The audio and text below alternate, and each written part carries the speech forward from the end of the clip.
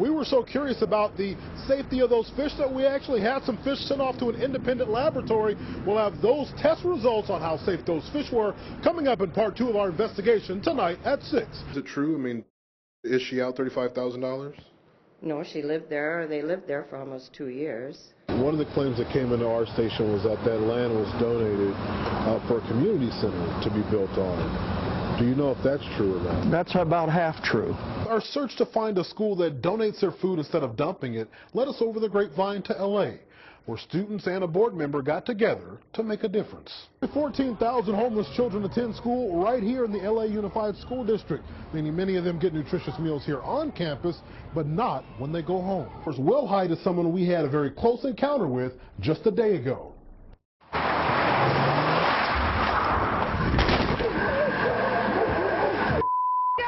For nearly a year, residents have been calling us, telling us that charges are mysteriously showing up on their home phone bills. So we decided to come to San Francisco and ask the Public Utilities Commission exactly what's going on. Has a representative from the CPUC went to the legislature and said we have these abuses going on and there may be a change needed to this? I'm not aware of that contact. Tonight, if you have an animal issue, whether it be pit bull related or any type of dog, we have the Problem Solver set open tonight. Experts here from animal control and from also rescue shelters taking your questions. So call in that number 869-2229. I'm sorry. Completely devastated. She kept reassuring me everything was going to be okay. We were not going to lose the house.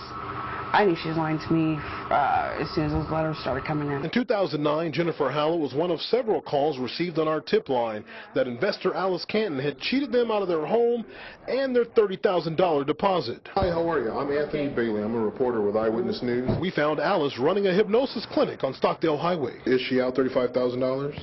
No, she lived there. Alice repeatedly denied the whole thing. This whole situation with Dan Cook is Dan Cook, not me. Go talk to Dan Cook. How many of you had a bad real estate deal with Alice Canton? Let me see you raise your hands. 24 hours later, we had a bleacher full of people making the same accusations. Friday afternoon, we caught up with 2 of them for their reaction. There's relief there. Relief.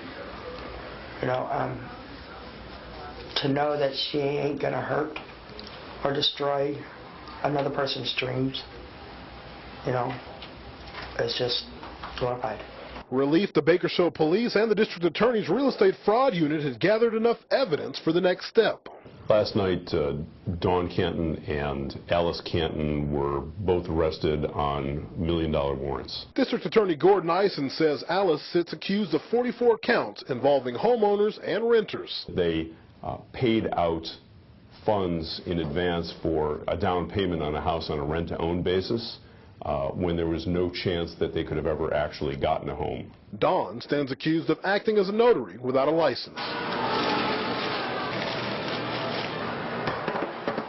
On a recent visit to a Bakersfield City school, officials stressed to us that healthy eating is a priority. We'd like to encourage the kids to try the fresh fruits and vegetables. Items many choose not to eat and later end up being thrown away.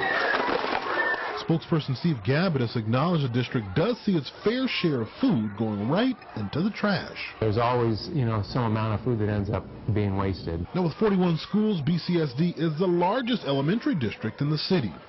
94% of those students receive free or reduced lunches paid in part by your tax dollars. We ask if donating their unused food to charity would be a better use of taxpayer-funded food. The law prohibits us from reusing any food. Gabbitas sent us a regulation called CalCode that the district believes prevented the school from being able to donate food. But did the regulation really prevent the school from donating?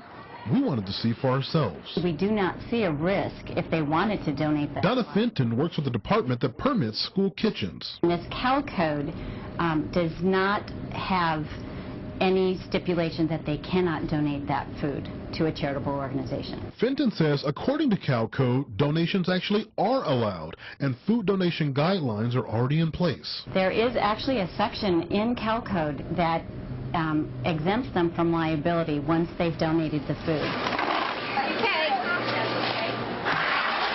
So next we were off to see what was happening at the high school level. Everything we serve them has a purpose. For Food Service Director Sharon Briel, getting high school students to choose healthy food over their fast food competitors presented a unique challenge. Their role is not to provide nutrition, their role is to make you have a nice experience. And changing the way students think about food is not only her goal, but it's actually a guideline from the federal government. To ensure students have a balanced meal, the USDA requires students take a minimum of 3 items for lunch. Regulations Briel says has come with a very big side effect. Perfectly good food is finding a home in the trash. Unfortunately, many students are really probably only interested in eating maybe 1 or 2 of the items, and that means that third item goes into the trash. Forcing a kid to take something doesn't mean that they'll eat it. Briel says in the current high school district, 25% of the students are getting their 5 to 9 servings of vegetables a day on their plate, but later dumping it in the trash. I struggle with that requirement that I'm going to make somebody take something that they will immediately throw away. That is what's frustrating, because that's what kids see in the trash can. And they go, wow, that's terrible. We shouldn't be wasting. So why hasn't the Kern High School District donated that food instead of dumping it? We just haven't ever had anyone ask us, could we have this food? Briel says she would actually be open to the idea. If we haven't served it to anyone, as long as we follow all the relevant health codes to keep it cold or keep it hot, we could donate that to an agency. Charities would still have some logistics to work out, like presenting acceptable insurance. Donations sure to be welcomed by charities like the Kern County Food Bank. It would have a significant impact. Balancing the scales of an economy that has turned donors into recipients. A lot of other households that used to give are now needing to receive in returns. What about with agencies like schools or other things that are of that nature? We've never really explored that either. So, but we would be open to that conversation. So as it turns out, a conversation is the missing link in this fight against hunger. Over the last several years, pit bull attacks have made headlines in cities around the country, including right here in Kern County. During the course of our investigation, we've heard from countless victims worried about their family's safety. This is a family neighborhood, and we don't want to have to worry about dogs coming through and attacking our children. So we began to look into the laws. During our investigation, we learned that there are laws on the books in dozens of cities from Yakima, Washington to Cincinnati, Ohio. But how was the law working? We wanted to see for ourselves. When you think of Denver, you may think of the sights and sounds of the Coors Brewing Company or the mile-high battles going on here at the Denver Broncos at Invesco Field.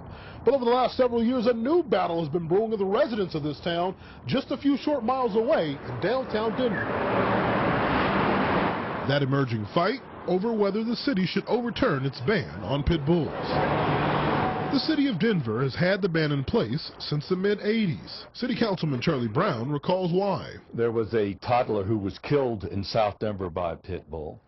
And then there was a reverend who was walking in an alley in central Denver who was attacked. Brown says the reverend nearly escaped with his life thanks to an alert neighbor. And after trying to get the pit bull off with a 2x4, and the pit bull would not let go, he went into his house and got a shotgun and shot the dog. But if he had not had a gun, I'm sure the reverend would have died. Within a year, Denver banned pit bulls. And the results? It's been in effect for almost 25 years. And guess what?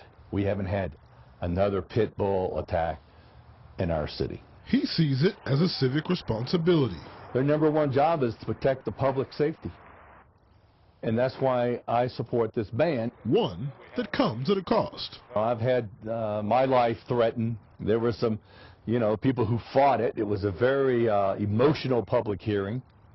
But it's working. Emotions we had a chance to see for ourselves during this city council meeting in Aurora, a suburb of Denver. They were just dogs, like any other dog. The meeting started at 7:30. Dog bites. It's a pit bull. One of them being the pit bull. Public comment over the ban ended just before 9 that night. But during our investigation, we uncovered the ban was also having an unintended effect on some families.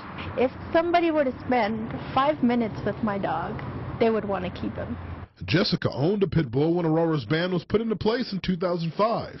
Now, she and others were allowed to keep their pits if the dogs were registered and kept contained in yards. Owners also had to obtain $100,000 in homeowners insurance.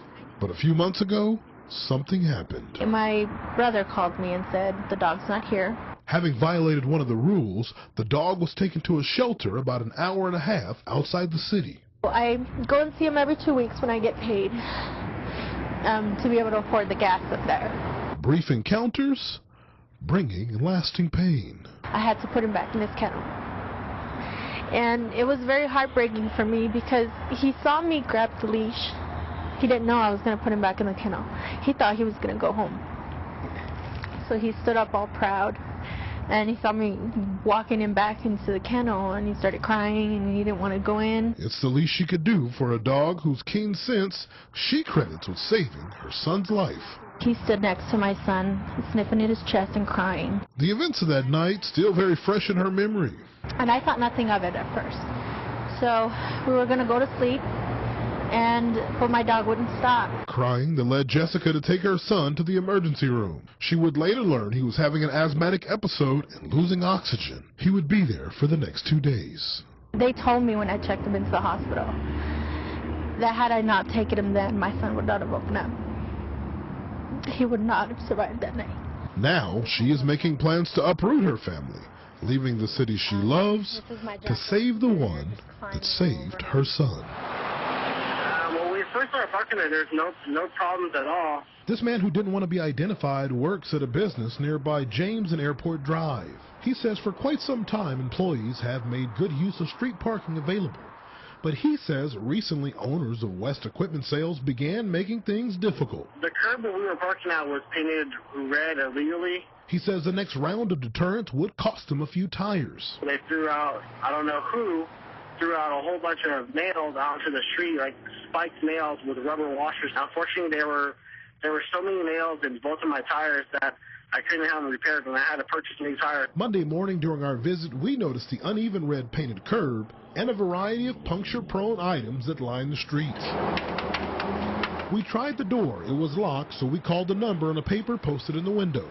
We talked to a few of them, just asked them not to park in front of the mailbox. Owner Sean Calderwood admits they posted no parking signs on the building, but when we ask him about the curb, we assumed that maybe some of these guys might paint it just so they had some exclusive parking. So you guys think that the actual people that were parking there came out red? That's what we thought, yeah. For Barry Ninke with the County Roads Department, confirming the red curb was not approved was easy because they don't use red paint. We don't paint the curb because that's a lot of maintenance for us. We have so many no parking zones that we only use signs. Ninke says those looking to restrict parking of their businesses must follow a process. We would look that over and determine whether it was applicable or not to have the no parking zone, and then we would write up a board letter requesting a no parking zone and have the board approve.